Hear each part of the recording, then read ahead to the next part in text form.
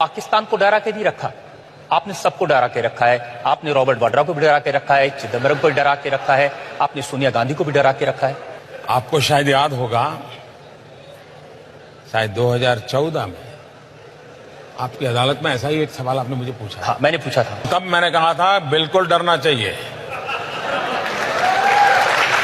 ये प्रधानमंत्री बनने के बाद नहीं कह रहा हूं। और तब मैंने कहा था, देश में जब पापियों का डर खत्म हो जाता है, भ्रष्टाचारियों का डर खत्म हो जाता है, गलत करने वालों का डर खत्म हो जाता है, तो वो देश खत्म हो जाता है। देश के लिए आवश्यक होता है, जो आतंकवादी है, विघटनकारी है, उनको मेरी सेना का डर होना चाहिए, मेरे सुरक्षा बलों का डर होना चाहिए। जो भ्रष्ट आचरण करते हैं, बेईमानी करते हैं, उनको कानून का डर होना चाहिए। जो नीति विरुद्ध काम करते हैं, उनको नेक और नियत का डर होना चाहिए।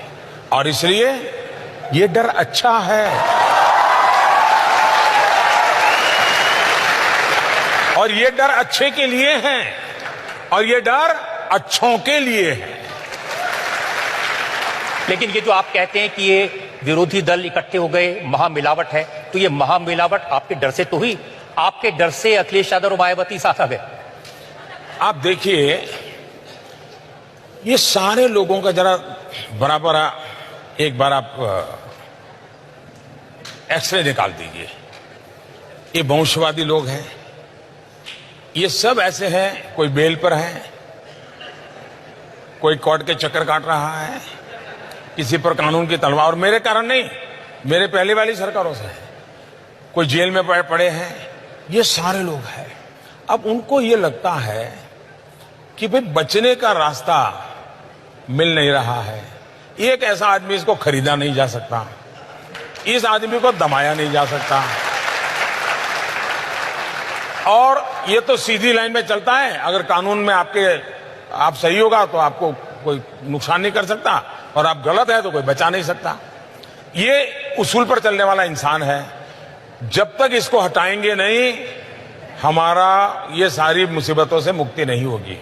वो देश के लिए उनको कोई परवाह नहीं है, उनकी अपनी मुसीबतों से बचने के लिए ये। अब महामिलावटियों का, अब उनको पता है डूब रहे हैं। उत्तर प्रदेश में एक योगी जी ने सब साफ कर दिया उनका, तो उनको लगा यार ये तो मोदी आ रहा है, वो तो योगी था, ये तो मोदी है, हाथ पकड़ो यार वरना मर जाएंगे।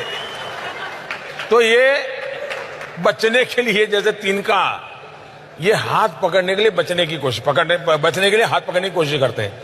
लेकिन उनका कैरेक्टर क्या है, थोड़ा सा भी उनको आभास हो जाए हाँ आप बच गए, तो तुरंत टांग पकड़ करके खींचते हैं, हाथ छोड़ देते हैं, टांग पकड़ते हैं। अब कांग्रेस के नेता तो ये कह रहे हैं कि प्रियंका गांधी की एडवांस एंट्री हो गई आपकी डर की वजह से, मोदी वापस आ जाएगा। डर अच्छा है, लेकिन एक आदमी ऐसा है जो कहते हैं कि मैं मोदी से नहीं डरता। वो एक डायलॉग है ना, राहुल, नाम तो सुना होगा आपने। वो कहते हैं कि मोदी जी मेरे सामने ठहर नहीं सकते।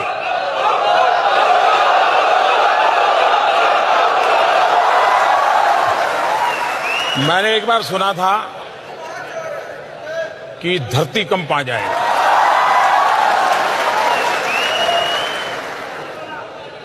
तो मैं उस दिन पूरा दिन पार्लियामेंट में बैठा। मैंने कहा हो सकता है घंटे के बाद आए, 2 घंटे के बाद आए, बड़ा इंतजार किया जी, नहीं आए।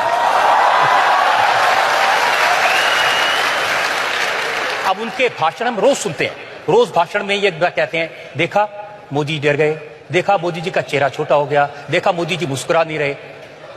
अगर कोई मेरे लिए इतना समय निकालता है तो अच्छी बात है।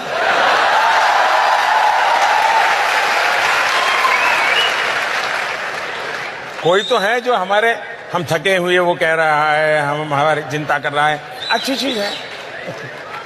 रोज कहते हैं जी कि चौकीदार चोर है, रोज कहते हैं।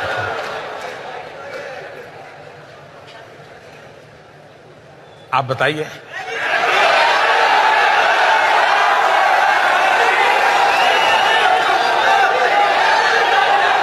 हिंदुस्तान के किसी भी कोने में पूछ लेना, मुझे पूछना ही नहीं पड़ेगा। और ये उनके जो भाषण हैं चुनाव में वो यही है, चौकीदार चोर है, और अनिल अंबानी की जेब में नरेंद्र मोदी ने 30,000 करोड़ रुपए डाल दिए। मैंने कभी सुना 1,30,000 करोड़, कभी सुना 40,000 करोड़, कभी सुना 80,000 करोड़। इतने आंकड़े बोलते गए हैं, पता नहीं अब वो कौन से वाला सही माने कौन से वाला गलत माने, कुछ समझ ही नहीं आ रहा है जी। एक आंकड़ा हमारे पास में है, वो मैं आपको वीडियो पे सुनाना चाहता हूं। गुजरात के एक उद्योगपति को आपने कितनी जमीन दी, ये आप सुनिए, आप भी आश्चर्यचकित रह जाएंगे। नरेंद्र मोदी जी ने गुजरात में 45,000 करोड़ एकड़ आपसे छीनकर मुंद्रा में एक उद्योगपति को देते हैं। मोदी जी की जमीन नहीं थी, गुजरात के किसानों की, गुजरात के गरीब लोगों की, गुजरात के आदिवासियों की जमीन थी।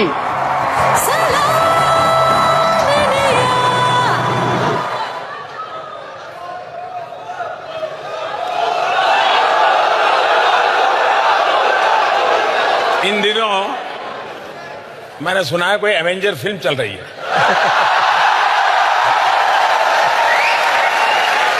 और कहते हैं कि भिन्न भिन्न ग्रहों के लोग उसमें शामिल होते हैं।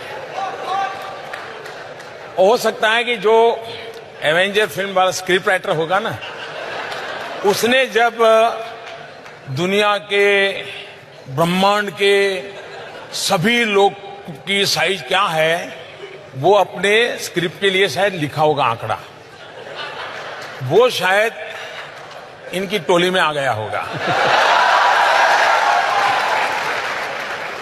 उनका एक नया 72,000 रुपए सालाना देंगे गरीबों को। उनके गुरु को मीडिया वालों ने पूछा तो गुरु ने कहा कि मिडिल क्लास सेल्फिश हैं, मिडिल क्लास स्वार्थी हैं, हम मिडिल क्लास पर टैक्स लगाएंगे, मिडिल क्लास से पैसे निकालेंगे और उस पैसों से हम ये योजनाएं चलाएंगे। तो उनके जो गुरु है उन्होंने तो मिडिल क्लास को कैसे खत्म कर देंगे उसकी पूरी ब्लूप्रिंट बना करके रखी है जी। और वो 72,000 रुपए जब हम पूछते हैं कहां से लाएंगे, तो वो कहते हैं कि जो विजय माल्या, नीरव मोदी, ललित मोदी, ये जो पैसा लेके भाग गए हैं उनसे पैसा लेके वो लोगों को दे देंगे। लेकिन परेशान तो वो भी हैं जो भागे। विजय माल्या कह रहे हैं कि मैंने 9,000 करोड़ रुपए लिए थे, मोदी जी ने 13,000 की मेरी संपत्ति जब्त कर दी, तो भी नहीं छोड़ रहे। मैंने कानून बनाए हैं, कोई बच नहीं पाएगा। जो लूटा है देश का पाई पाई देना पड़ेगा और विदेशों में भी जेल में जाकर के रहना पड़ेगा, उनको यहां आना भी पड़ेगा, कोई बचा नहीं सकता है। और मिलकर जब्त की है, ऑक्शन करते चले जा रहे हैं, रुपए जमा होते जा रहे हैं, बैंकों को मिलते चले जा रहे हैं, कोई बचने वाला नहीं है जी। इसीलिए आपके लिए कहा है, चोर कांपे चमचे कांपे, चोर कांपे चमचे कांपे, कांपे हर गद्दार, देश का बच्चा बच्चा बोल रहा है मैं भी चौकीदार।